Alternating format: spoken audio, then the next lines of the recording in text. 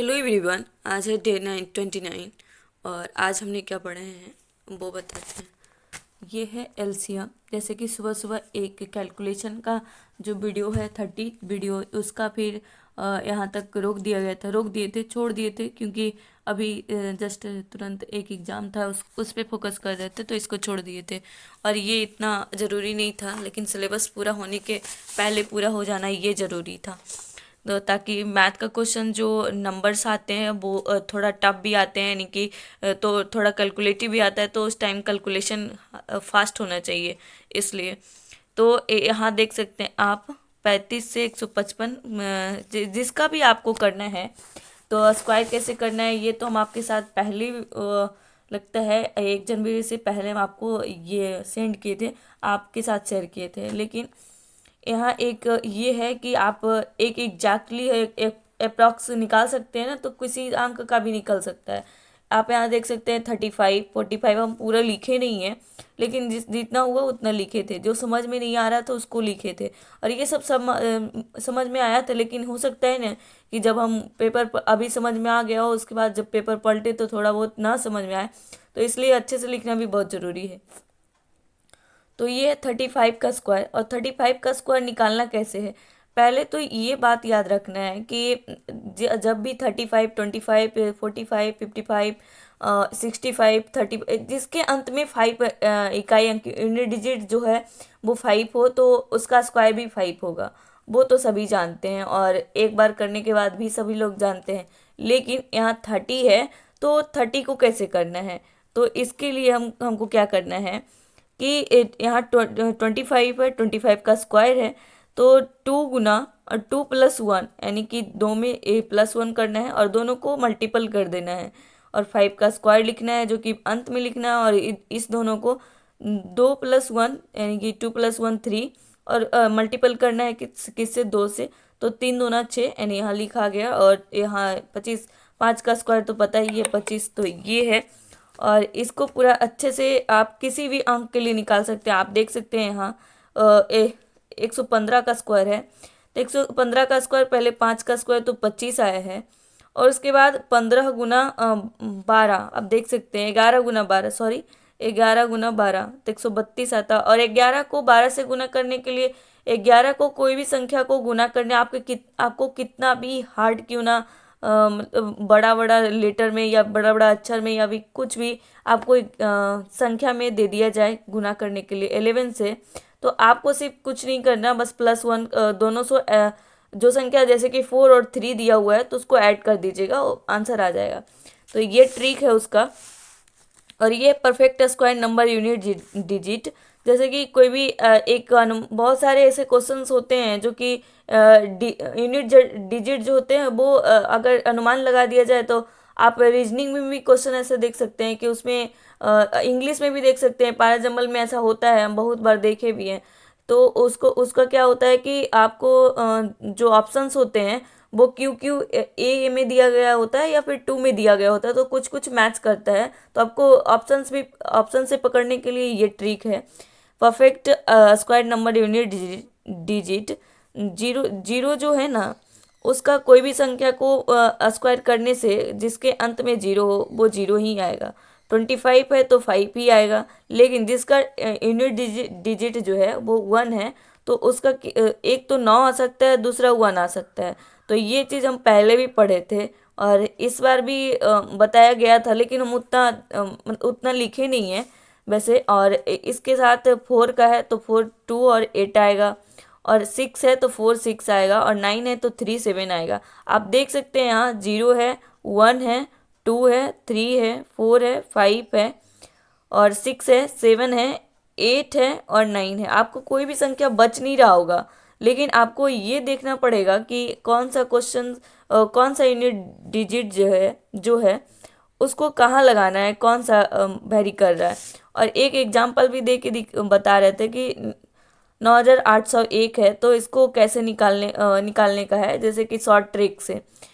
वैसे तो सब हर लोग निकाल सकता है, लेकिन शॉर्ट ट्रिक से कैसे निकालते हैं, तो पहले तो 1 है, तो यूनिट डिजिट जो है 1 है, तो इसको पहले 1 और 9 लिखेंगे, 1 और 9, और उसके बाद हम क्या करेंगे, अब दो संख्या यहाँ से ख़त्म कर देंगे और ये दो संख्या पे जाएंगे।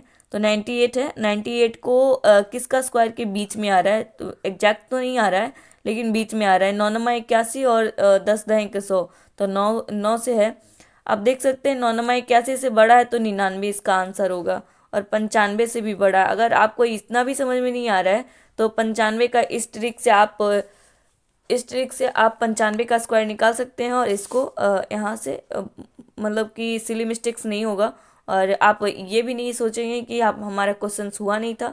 तो इसको इस थ्योरी से आप निकाल सकते हैं।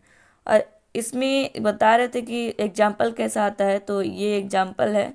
एक माली ने एक बगीचे में 1936 पौधे इस प्रकार लगाए कि उनमें से स्तंभों के समान पौधों की पंक्तियां हों। रोहित की पंक्तियों की संख्या है। तो बताइए कैसे निकलेगा, तो ये ऐसा ही निकालना था, तो इसका आंसर आ गया था। तो ये है आज एक मॉक दिए थे, जैसे कि हम सोचे थे कि जब जब भी हमारा एग्ज़ाम ख़त्म हो रहा है तो सबसे ज़्यादा ये है कि कोई भी एग्ज़ाम्स को अगर आपको अच्छा नंबर्स लाना है तो उसके लिए क्या करना पड़ता है कि PYQ करना बहुत ज़रूरी है। जितना ज़रूरी आपको पढ़ना ज़रूरी है, उससे ज़्यादा है रिवीजन और प्रैक्टिस। तो ये चीज़ है। तो PYQ देने के लिए हम सोच रहे थे डेली एक मॉक लगाएंगे, वो वही PYQ का। अब काफ़ी टाइम बचा नहीं है, लगता है 126 27 दिन में आपको एप्लीकेशन आ जाएगा भरने के लिए।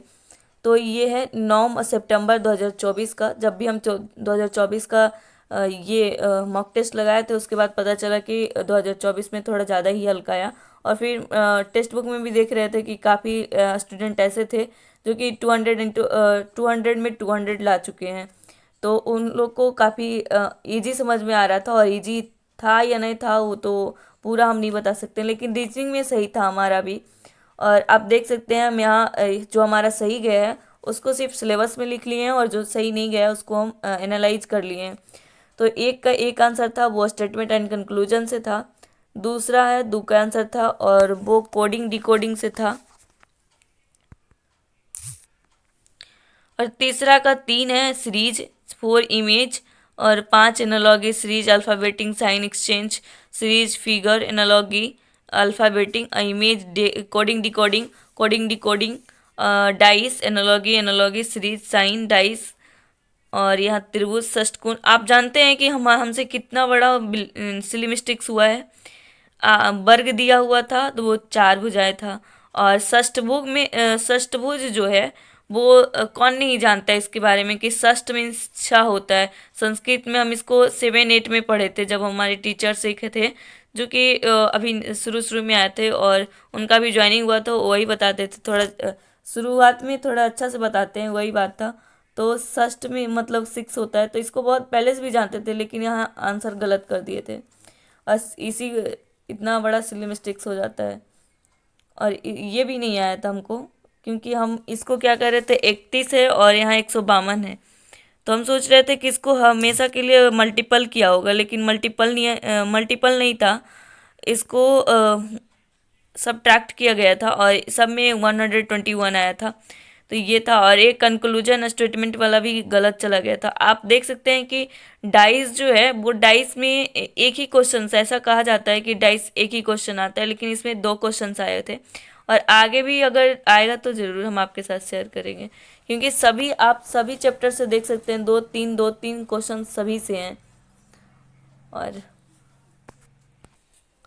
और ये हमारा मार्क्स जो है था, इसमें हम 36 टेस्ट था तो इसको लिख लिए हैं कि 36 टेस्ट है, तो उसको अच्छे से लगाना भी है। तो इसमें आया था 59.5 200 में, तो ज़्यादा तो अच्छा नहीं आया, लेकिन जो भी आया इसका बदौलत, जो भी आया रीजनिंग के बदौलत था। और इंग्लिश में सही था, और उसको इतना टाइम दिए नहीं कि गलत हो गया, तो उसको शुरुआत में सही करने का कोशिश हम कर रहे हैं।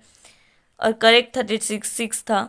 और परसेंटाइल जो सबसे ज़्यादा मायने रखता है कि परसेंटाइल कितना है, सबसे ज़्यादा ये मायने रखता है कि आपका अंक कितना आया है, वो नहीं रखता है, बल्कि ये रखता है कि आप परसेंटाइल में कितना है। क्योंकि अगर परसेंटाइल में अच्छा रहेंगे तो मतलब कि जैसा आपको टेस्ट लग रहा है वैसे सब लोग को लग रहा है। तो इससे पता चलता है कि आपको काफ़ी आपको मजबूत करने का कोशिश करें अपने सिलेबस को। ये चीज़ 26 है तो बहुत कम है, 25 से थोड़ा ज़्यादा है। एक क्वेश्चन जीके का था, वो लता मंगेशकर को कब भारत रत्न रत्न से सम्मानित किया गया था, तो 2001 से किया गया था। और आपको जब सबसे ज़्यादा कोई भी एग्जाम्स को पढ़े या ना पढ़े, इस बार IBMTS में हमें आर्टिकल के बारे में शायद अनुच्छेद में कोई भी नहीं पूछा गया था। हम एक करंट अफेयर्स में 2 क्वेश्चंस था भी, उसको याद करके गए थे। करंट अफेयर्स से 2 ही क्वेश्चंस आए थे, और आया आया तो सभी करंट अफेयर से, लेकिन जुलाई टू दिसंबर में जो था क्वेश्चंस, उससे 2 क्वेश्चंस हमको जहाँ तक समझ में आया। और ये 32 के समान प्रावधान रखता है और रिट अधिकारिता से संबंधित करता है। तो आर्टिकल 226 है जो कि 32 के समान है, लेकिन मौलिक अधिकार इसमें ज़्यादा है। तो ये चीज़ था, बस 2 ही क्वेश्चंस को इसमें एनालाइज किए हैं। और इंग्लिश में हमें आज पढ़ना था, जो कि इसको रिवीजन करना था, जैसे कि हम बताए हैं भी और आपको पता भी होगा। एम्बिशियस का एंटोनियम करना है, तो आप बताइएगा किस, ये एम्बिशियस का एंटोनियम कौन सा है।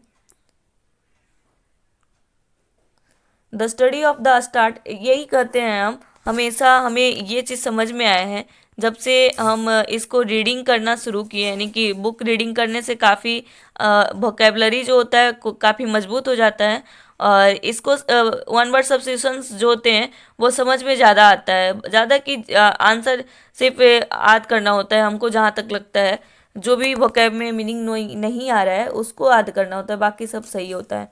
तो the study of the heart and it's action and disease, यानी कि रोग, हार्ट के बारे में एक्शन लेना और रोग के बारे में पता करना किससे कौन सा है, जो कि एंथ्रोपोलॉजी है, फार्माकोलॉजी है, एंड माइक्रोबायोलॉजी एंड कार्डियोलॉजी है। तो एक डॉक्टर से एक ऐसे मतलब कि शॉर्ट्स देख रहे थे, उसमें कार्डियोलॉजी पढ़े हुए थे, वो डॉक्टर ही थे, तो उनका काम था सिर्फ हार्ट के बारे में देखना। तो इससे हमको समझ में आ रहा था कि हमारा आंसर यही होगा।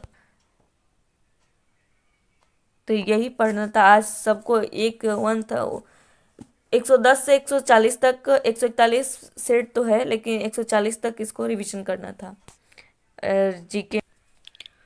और हमें 110 से 130 में इसमें जीके में भी पूरा करना था। और आप देख सकते हैं कि निम्नलिखित में से भारतीय स्वतंत्रता सेनानियों में से किसकी हत्या कर दी गई थी। तो हम यहाँ ऑप्शंस जो हैं वो जवाहरलाल नेहरू हैं, महात्मा गांधी है, नाना साहब है, एंड बाल गंगाधर तिलक है। तो हमें आंसर करने में थोड़ा गलत हो गया, क्योंकि हम आंसर कर रहे थे 4 नंबर पे, और फिर ऑप्शंस देखे कि आंसर क्या है, तो 2 था, तो इससे हमारा गलत हो गया ये क्वेश्चंस। और आप लोग बताइएगा कि डैक्स एक सरोद बालक है, कौन है।